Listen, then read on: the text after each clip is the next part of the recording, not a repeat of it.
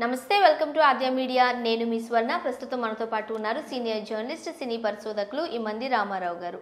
నమస్తే అండి రామారావు గారు. నమస్తే అమ్మా. రామారావు గారు, ఆర్పి పట్నాయక్ గారు, తేజ గారు కలిపి మంచి మ్యూజిక్ ఇచ్చారు సినిమాలకి. కాకపోతే తర్వాత ఏమైందో తెలియదు, వీళ్ళిద్దరు విడిపోయారంటూ వార్తలు వచ్చాయి. ఆ తర్వాత ఆర్పి పట్నాయక్ గారు హీరోగా సినిమాలు చేశారు, అవి బాక్స్ ఆఫీస్ వద్ద బోల్తా కొట్టాయి. ఆ తర్వాత ఎందుకో కానీ ఆయన కనిపించడం మానేశారు. ఈ మధ్య కాలంలో అడపాదడపా కనిపిస్తున్నారు. మళ్ళీ నాకు పూర్వ వైభవం కావాలి, మళ్ళీ సినిమాలు చేయాలి, సంగీత దర్శకుడిగా నేనేంటో మళ్ళీ ప్రూవ్ చేసుకోవాలని ఆయన ఆశపడుతున్నట్లుగా వార్తలు వస్తున్నాయి. అసలు ఏం జరిగింది ఈ గ్యాప్ లో? ఆయన అంటే మంచి ఒక డైరెక్టర్గా తనకంటూ ఒక ట్రెండ్ క్రియేట్ చేసుకున్న సమయంలో, అంటే ఒక పక్క చక్రి, ఒక పక్క ఆర్పి, అంటే ఆర్పి పట్నాయక్ అనుకుంటా. ఒక పక్క చక్రి, ఒక పక్క అయినా ఉండేవారు. మంచి మ్యూజిక్ ఇచ్చారండి. అడపదడప ఆయన పాటలు కూడా పాడారు మంచిగా. పాటలు కూడా పాడాడు. తర్వాత ఆయన తాలూకు ఆలోచనలన్నీ డైరెక్షన్ వైపు మళ్ళీ అది కొంచెం ఆయన జీవితాన్ని దెబ్బతీసింది. డైరెక్ట్ అంటే చిన్న విషయం కాదు కదా. ఫండింగ్ కలెక్ట్ చేయడం కానీ, ఖర్చు పెట్టడం, డైరెక్షన్ చేయడం, థియేటర్లకి సినిమాలు మన రిలీజ్ చేయడం. తీరా ఆ సినిమా బాగుంటే పర్వాలేదు, బాగలేకపోతే డబ్బులు పెట్టిన వాళ్ళందరూ కూడా రకరకాలుగా మాట్లాడతారు. ఆ మాటలన్నీ పడాలి. కొంతమంది అయితే నిన్ను పెట్టాం, ఆ సినిమా సక్సెస్ అయితే మాకేమిటి, ఫెయిల్ అయితే మాకేమిటి, ఆ డబ్బు మాకు ఇవ్వండి అని డిమాండ్ చేయడం. ఇట్లాంటి కొన్ని ప్రాబ్లమ్స్లో పడ్డాడు ఆయన. పడినప్పుడు కూడా 3 సినిమాలు చేశాడు ఆయన. ఇదేం చిన్న విషయం కాదు. 3 సినిమాలు చేశారంటే కష్టపడ్డారనే. చాలా కష్టపడ్డాడు, సినిమాలు చేశారు. తర్వాత అక్కడి నుంచి ఆయన నమ్మడం ఎవరు నమ్ముతారండి? మూడు సినిమాల్లో ఒక సినిమా సక్సెస్ అవ్వాలి కదా.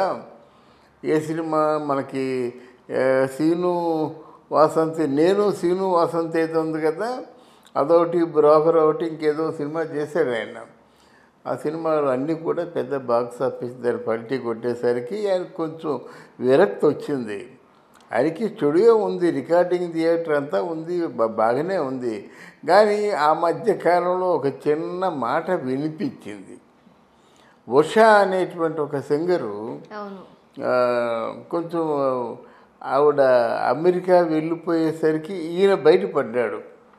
నిజానికి మగవాడికి లేడీస్కి అంటే ఎవరికైనా ఉన్నట్టయితే ఇండస్ట్రీలో ఉన్నటువంటి సంప్రదాయం ఏంటంటే, ఇద్దరి మధ్య మంచి అనుబంధం, మంచి స్నేహం ఉన్నప్పుడు కూడా అది అయిపోయింది. ఆ స్నేహం ఉన్నారు ఇద్దరి మధ్య మంచి, ఆయన మంచి సినిమాల్లో మంచి పాటలు పాడించుకున్నాడు ఉష చేత.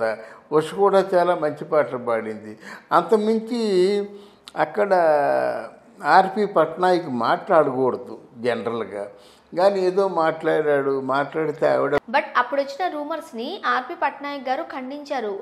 ఉషా నాకు చెల్లితో సమానం, నాకు రాఖీ కట్టేవారు అని చెప్పినట్టు కూడా గుర్తు నాకు. లేదు, ఖండించలేదులేండి. ఆయనే కొంచెం ఈ పుకారులకి దోహదపడ్డాడు ఆయన. ఉష ఖండించింది. నేను అన్నయ్యలా చూసుకున్నాను, అది ఇంకేదోలా చూసుకున్నాను, కానీ నాకు ఇది ఇట్లాంటిది ఏమి లేదు. ఖండించకపోతే ఏం చేస్తుందండి? ఆయన పెళ్లి చేసుకుంది, పిల్లలకి అన్నది.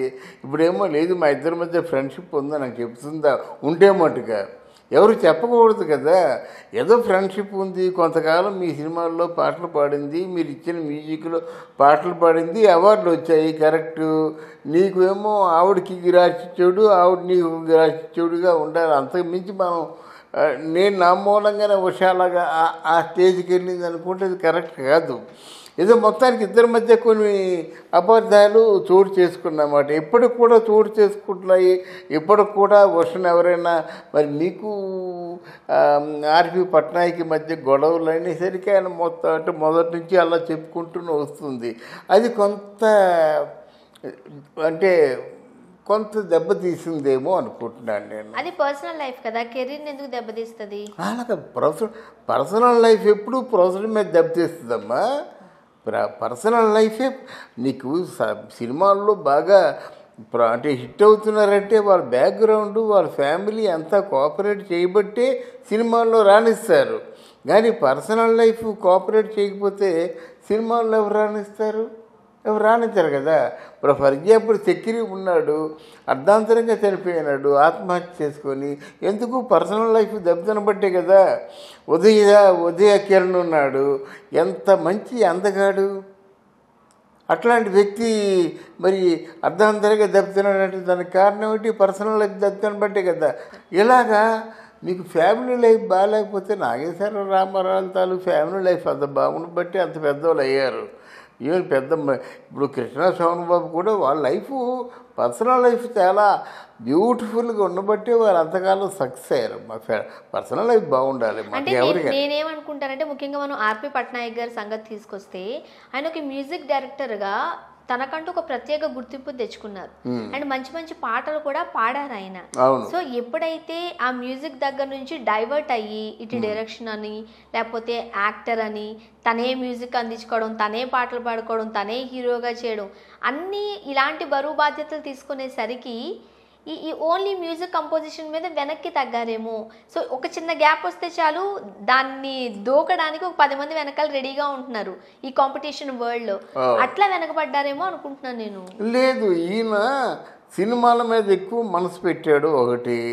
రెండేంటంటే ఆయన తను కోల్పోతున్నట్టుగా ఫీల్ అయ్యాడండి. ఏంటంటే నేను అనుకోకుండా ఇట్లాంటి చిన్న దాంట్లో ఉన్నాను కానీ పెద్ద డైరెక్టర్నై ఉండేవాడిని, పెద్ద రచయితనై ఉండేవాడిని, నాకు మంచి మేధస్సు ఉందనేటువంటి ఫీలింగ్ ఆయనకు ఉంది. ఉండబట్టి ఆయన చెబుతున్నాను అనమాట. అయితే ఇప్పుడు ఓవరాల్గా సంగీత డైరెక్టర్గా మనం ఎంకరేజ్ చేయాలనుకుంటే ఆయన మ్యూజిక్ నేర్చుకోలేదు. అంటే స్వరజ్ఞానం అయితే ఉంది కానీ మోడర్న్ మ్యూజిక్ మీద కొంత అవగాహన ఉంది కానీ మ్యూజిక్ నేర్చుకోలేదు. స్వరజ్ఞానం ఉంది. అంటే ఎలాగా పాటను చేసినట్టయితే కొంచెం హాంటింగ్గా ఉంటుందో అది చేయగలడు కానీ బట్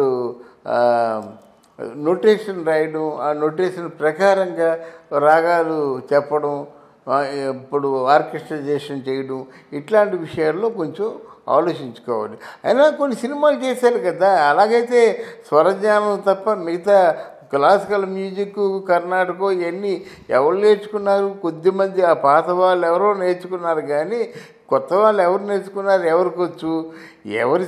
ఎవరి సంగీతం అయితే జనరంజకంగా అలరించినట్టు ఉంటే వాళ్ళ సంగీతాన్ని ఇష్టపడతారు ప్రజలు, అంతే. అంటే ఆ ప్రజలు ఇష్టపడుతున్న సంగీతం కనుక అది చేయొచ్చు ఇక ముందు కూడా.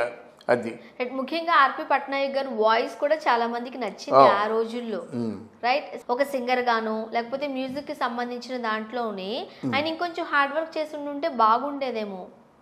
హార్డ్ వర్క్ చేసుకుంటే బాగుండేది. ఇప్పటికైనా మించిపోయింది లేదు. అంటే తేజ గారితో విభేదాల వల్ల కూడా ఆయన కెరీర్ వెనకబడింది అనుకోవచ్చా? అవును, తేజ గారితో ఉన్నటువంటి విభేదాల వల్ల ఇద్దరు దెబ్బతిన్నారు. ఇద్దరు ఒకసారి కదా ఎంటర్ అయ్యారు. ఇద్దరు కలిసి ఉంటే బాగుంటుంది, కలిసి లేకుండా విడిపోవడం వల్ల ఇద్దరు దెబ్బతిన్నారు. మళ్ళీ ఇద్దరు కలిసి ఉందాం అనుకుంటున్నారు కనుక let them be very best. ఫ్యూచర్లో ఇద్దరు కలిసి సినిమా తీసే యోచనలో కూడా ఉన్నట్టుగా వార్తలు వస్తున్నాయి. మరి ఆ సినిమా